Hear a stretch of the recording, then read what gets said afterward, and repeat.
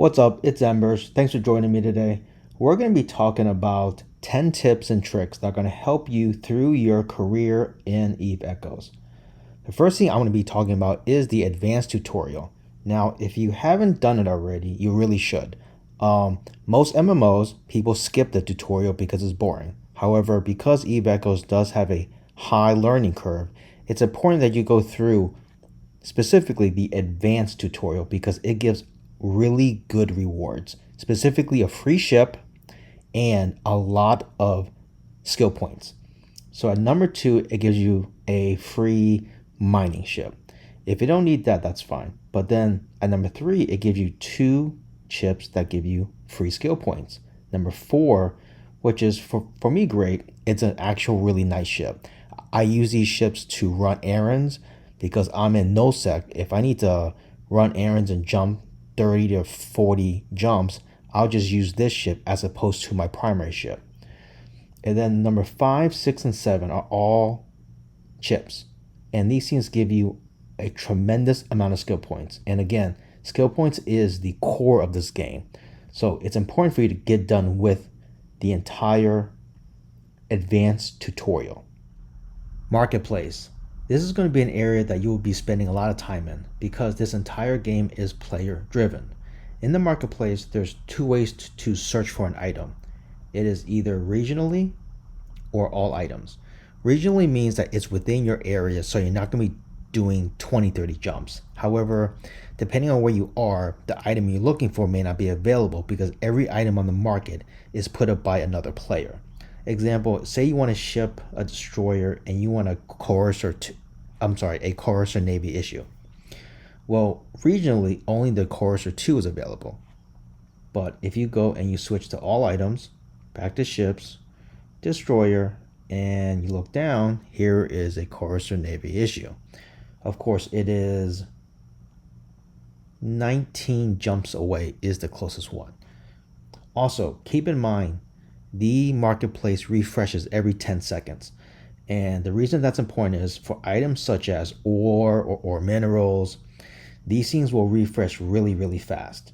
So if you don't see something on your screen, wait 10 seconds, refresh the page, and you'll be surprised by how many things just pop up. Also, within the marketplace, if you want to decrease the amount of tax you pay, which is the broker fee, go to your skills, social science, trade, and at the bottom here, there's accounting. 3 levels: accounting, advanced accounting, expert accounting. Rigs. This is one area that some players overlook at the beginning, but it's really important because it gives you tremendous stats to your ship. If you click on fitting, you're going to see a wrench icon in the middle.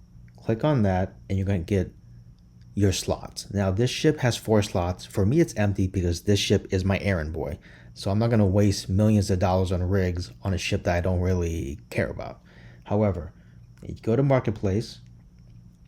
Again, you're going to be spending a lot of time in the marketplace.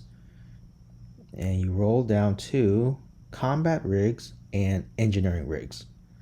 This is where your rigs come from. And what's important is rigs are one-time use per ship, meaning if you buy a dynamic fuel rig and put it on your ship for $800,000, it will stay on that ship. You cannot remove it.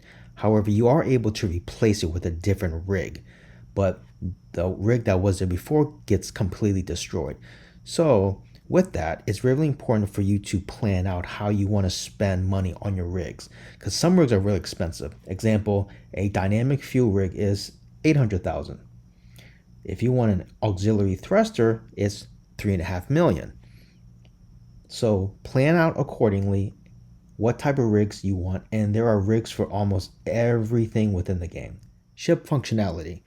A lot of people don't know that you can actually double press anywhere on your screen and your ship will change direction. So if I want to go back to the gate, you just saw me, I just double press on the screen. You see 2 circles appear and your ship will adjust. This is useful for going around stations, gates, other ships, mining belts, etc. The other thing is, if you long press the back of your ship, you will get a menu option that appears. Now, Set orbit is probably the most popular one that nobody knows about. And I want to show. So you have to long press the back of your ship and then long press set orbit. Leave your finger on here, and now you are able to set what your default orbiting distance is for this ship. This is really important. Example, if you have small lasers, you want something somewhere around here. If you have medium lasers, you want something around here. The same thing goes for mining and anything else. Last few items are random. If you want to know who's in your immediate area, click on the person icon in your chat window. This is going to bring up everyone that's in your immediate area, and everyone that has a green icon is in your corporation. Everyone that's blue is an ally, and everyone that's red has been marked an enemy. Next thing is, if you want to switch a character on your account, you don't have to completely quit the game. If you go to settings, at the bottom left, you can see a small square icon. If you click on this, this will take you back to the character selection screen. So instead of having to log out and log back in, you can just click here. It'll take you back to the character screen. All right, guys, that is all I have. Hope this was helpful. Thanks for watching. I'll catch you in the next video.